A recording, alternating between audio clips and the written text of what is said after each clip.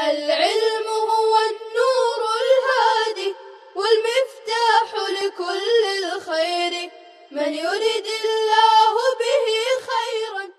الحمد لله رب العالمين والصلاة والسلام على سيد الأنبياء والمرسلين وعلى آله وأصحابه أجمعين أما بعد. والبيع إلى النيروز والمهرجان وصوم النصارى وفطر اليهود إذا لم يعرف المتبايعان ذلك فاسد.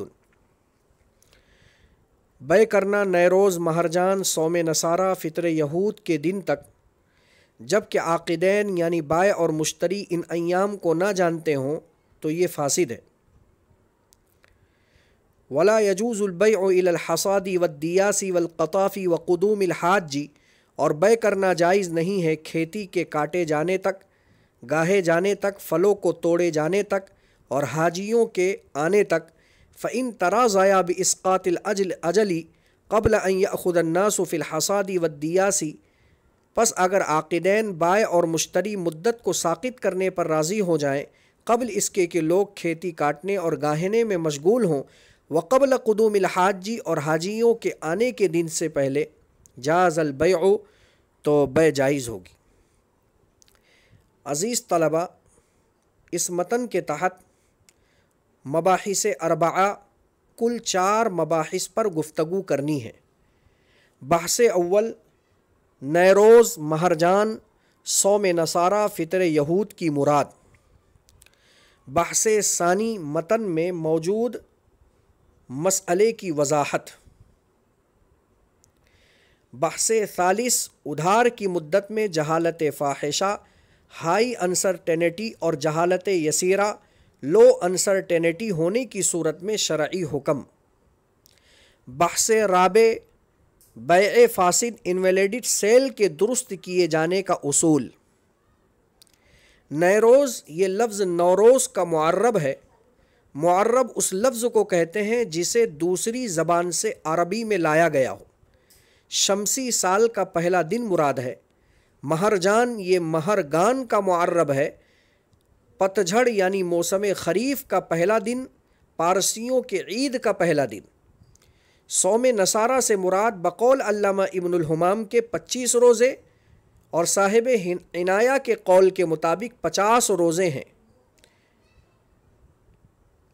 اور فطر یہود سے مراد یہودیوں کے عید کا دن. بحث ثانی متن میں موجود مسئلے کی وضاحت. عزیز طلبہ، بیع کے اندر کسی بھی قسم کی جہالت یہ بیع کو فاسد کر دیتی ہے. چونکہ جہالت کا پایا جانا یہ نزاع اور جھگڑے کا سبب بنتا ہے، اور یہ بات آپ کو پہلے بھی بتلائی گئی ہے کہ معاملے میں ہر وہ صورت جو سبب نزاع ہو وہ جائز نہیں ہے. لہٰذا مصنف علیہ الرحمہ یہاں 2 متن میں جو گفتگو کر رہے ہیں، ان دونوں متن میں ادائیگی ثمن کی مدت چونکہ مجہول ہے. پہلی صورت یہ ہے کہ ایک شخص نے کسی کی مبی کو خریدا اور یہ کہا نیروز، مہرجان، صوم نصارہ، فطر یہود کے دن میں ثمن کی ادائیگی کروں گا، پیمنٹ کی ادائیگی کروں گا. حال یہ ہے کہ نیروز سے کون سا دن مراد ہے، مہرجان کون سا دن ہے، صوم نصارہ کون کون سے ایام ہیں، اور یہودیوں کے عید کا دن کون سا ہے، یہ عاقدین یعنی بائع اور مشتری میں سے کوئی نہیں جانتا ہے. ظاہر سی بات ہے جب ان ایام سے کون سا دن مراد ہے معلوم ہی نہیں ہے تو ثمن کی ادائیگی میں جہالت ہے، اور یہ جہالت مفضی الی النزاع ہوگی اس طور پر کہ بائع ثمن کا مطالبہ کرے گا اور مشتری ٹال مٹول کرے گا، نتیجتاً دونوں کے درمیان جھگڑا پیدا ہو جائے گا.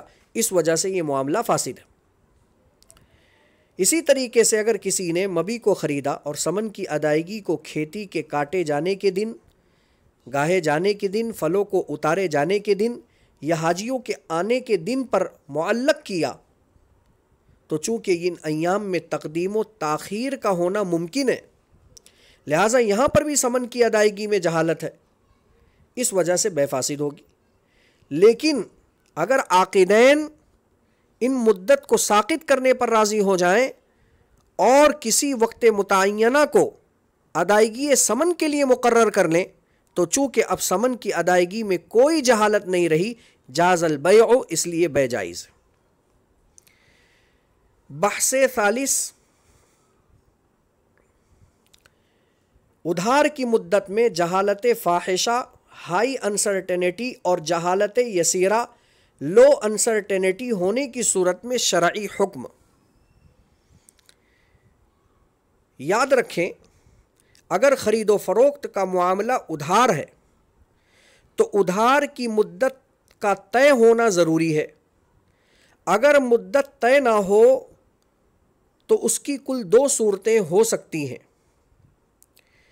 پہلی صورت جہالت فاحشہ کی ہے، یعنی ادائیگی سمن کی مدت میں جو جہالت ہے اس میں جہالت فاحشہ ہے، بہت زیادہ جہالت ہے۔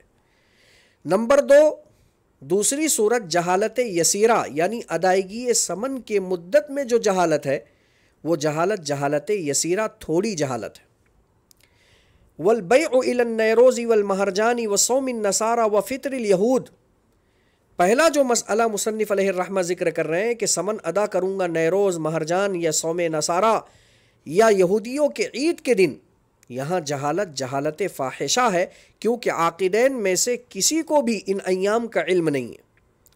اور یاد رکھیں عزیز طلبہ، جب ادائیگی سمن میں جو مدت بیان کی گئی ہے اس میں اگر جہالت فاحشہ ہو، یعنی کسی ایسے واقعے کو ادائیگی کی تاریخ کے طور پر طے کرے جس کے ہونے نہ ہونے کا برابر احتمال ہو، تو ایسی صورت کو جہالت فاحشہ کہا جاتا ہے۔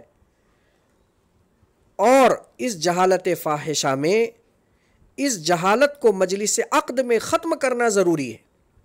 اگر مجلس عقد میں اس کو ختم کر کے کسی متعینہ وقت کو ادائیگی سمن کی مدت کے لیے مقرر نہ کیا گیا تو بیع فاسد ہو جائے گی، اور مجلس کے بدل جانے کے بعد، مجلس کے ختم ہو جانے کے بعد اب یہ چانس نہیں رہے گا کہ اس جہالت فاحشہ کو ختم کر کے کسی وقت متعینہ کو متعین کر کے سمن کی ادائیگی کے لیے اسے مقرر کیا جائے تاکہ بیع جائز ہو۔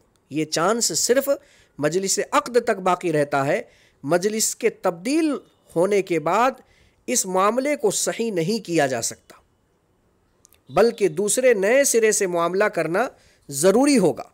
برخلاف اگر دوسری صورت یعنی جہالت یسیرہ کی ہو، جو مصنف علیہ الرحمہ نے ولا یجوز البیع الی الحصاد والدیاس والقطاف وقدوم الحاج عبارت میں بیان کیا کہ سمن کی ادائیگی کو کھیتی کاٹے جانے، گاہے جانے، پھلوں کے اتارے جانے یا حاجیوں کے آنے کے وقت پر اگر معلق کیا تو یہاں چونکہ جہالت یسیرہ ہے، تھوڑی جہالت ہے، تقدیم و تاخیر میں صرف یہاں خدشہ ہے کہ ہو سکتا ہے وہ دن پہلے آ جائے، ہو سکتا ہے وہ دن بعد میں آئے۔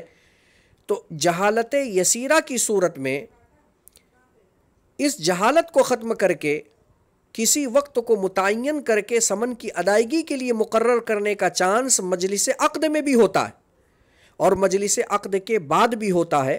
اسی لیے مصنف علیہ الرحمہ آگے فرماتے ہیں فَإِن تَرَاضَيَا بِإِسْقَاطِ الْأَجَلِ قَبْلَ أَن يَأْخُذَ النَّاسُ فِي الْحَصَادِ وَالدِّيَاسِ وَالْقَطَافِ وَقُدُومِ الْحَاجِ جَازَ الْبَيْعُ، کہ اگر اس جہالت کو بائع اور مشتری مل کر مجلس عقد میں ختم کر کے ادائیگی سمن کے وقت کو متعین کریں تب بھی بیع جائز ہوگی، اور اگر یہ جہالت یسیرہ کو ختم کریں مجلس عقد کے بدل جانے کے بعد تب بھی ادائیگی سمن کے وقت کو متعین کرنے سے بیع جائز ہوگی، برخلاف جہالت فاحشہ کے کہ جہالت فاحشہ کی صورت میں مجلس عقد ہی کے اندر جہالت کو ختم کر کے ادائیگی سمن کے وقت کو متعین کرنا ضروری ہے۔ اسی لیے مصنف علیہ الرحمہ نے وہاں مطلقاً فاسدن فرمایا اور یہاں تفصیل ذکر کی فَإِن تَرَاضَيَا بِإِسْقَاطِ الْأَجَلِ، اس سے اشارہ مل رہا ہے کہ جہالت فاحشہ کی صورت میں مجلس عقد کے اندر اس جہالت کو ختم کر کے ادائیگی سمن کے وقت کو متعین کرنا ضروری ہے، ورنہ معاملہ فاسد ہو جائے گا۔ برخلاف جہالت یسیرہ کے، جہاں جہالت یسیرہ ہو وہاں یہ چانس مجلس عقد میں بھی ہوتا ہے، اور مجلس عقد کے بعد بھی اس جہالت کو ختم کر کے ادائیگی ثمن کے وقت کو متعین کر لینے سے بیع درست ہو جاتی ہے۔ بحث رابع، بیع فاسد انویلڈ سیل کے درست کیے جانے کا اصول۔ فاسد معاملے کو بعد میں بھی درست کیا جا سکتا ہے، بشرطے کہ فساد اور خرابی صلب عقد میں نہ ہو۔ اگر فساد اور خرابی صلب عقد میں ہو، مثلا عوضین مبی اور ثمن میں شرعی اصول کی خلاف ورزی کی گئی ہو، 1 کلو گندم دے کر اعلیٰ درجے کا 1 کلو گندم دے کر 2 کلو ادنا درجے کا گندم دینے کا معاملہ ہوا ہو، تو معاملہ کے سود اور ربا پر مشتمل ہونے کی وجہ سے چونکہ یہ فساد صلب عقد میں ہے، لہٰذا اب اس کے درست کیے جانے کا کوئی چانس نہیں۔ برخلاف فاسد معاملے میں اگر فساد صلب عقد میں نہ ہو، غیر رکن میں واقع ہوا ہو، تو ایسی صورت میں جس سبب کی وجہ سے، جس علت کی وجہ سے بیع فاسد ہو رہی ہے، اس علت اور سبب کو اگر ختم کر دیا جائے تو بیع درست ہو جاتی ہے۔ جیسا کہ متن میں مصنف علیہ الرحمہ ذکر کر رہے ہیں کہ اگر کسی نے ادائیگی ثمن کو نیروز، مہرجان، صوم نصارہ، فطر یہود پر معلق کیا، تو چونکہ ان ایام کے معلوم نہ ہونے کی وجہ سے ادائیگی ثمن کی مدت میں جہالت ہے، اب اگر عاقدین مجلس عقد ہی میں ان ایام کے علاوہ کسی متعین ایام کو مقرر کر لیں ثمن کی ادائیگی کے لیے، تو چونکہ اب یہاں ثمن کی ادائیگی میں کوئی جہالت نہیں ہے، اس وجہ سے بیع جائز ہو جائے گی۔ اسی طرح اگر ثمن کی ادائیگی کو کھیتی کاٹے جانے تک، گاہے جانے تک، پھلوں کے اتارے جانے تک اور حاجی کے آنے کے دن پر معلق کیا گیا، اور اس کے بعد مجلس عقد میں، چاہے مجلس عقد کے بعد عاقدین اس جہالت یسیرہ کو جس کی بنیاد پر بیع فاسد ہو رہی تھی، اس کو ختم کر کے ثمن کی ادائیگی کے وقت کو متعین کر لیں، تو چونکہ جس سبب کی وجہ سے، جس علت کی وجہ سے بیع فاسد ہو رہی تھی اور یہ فساد صلب عقد میں نہیں تھا، اس وجہ سے اب اس جہالت کے ختم ہو جانے کی بنیاد پر یہ بیع درست ہو جائے گی۔ عزیز طلبہ، 2 متن پر اور گفتگو کرنی ہے۔ پہلا متن ہے وَمَنْ بَاعَ عَيْنًا عَلَىٰ أَلَّا يُسَلِّمَهَا إِلَىٰ رَأْسِ الشَّهْرِ فَالْبَيْعُ فَاسِدٌ۔ ایک شخص نے کوئی چیز بیچی اس شرط پر کہ بائع اس چیز کو مشتری کے حوالے 1 مہینے تک نہیں کرے گا تو بیع فاسد ہے۔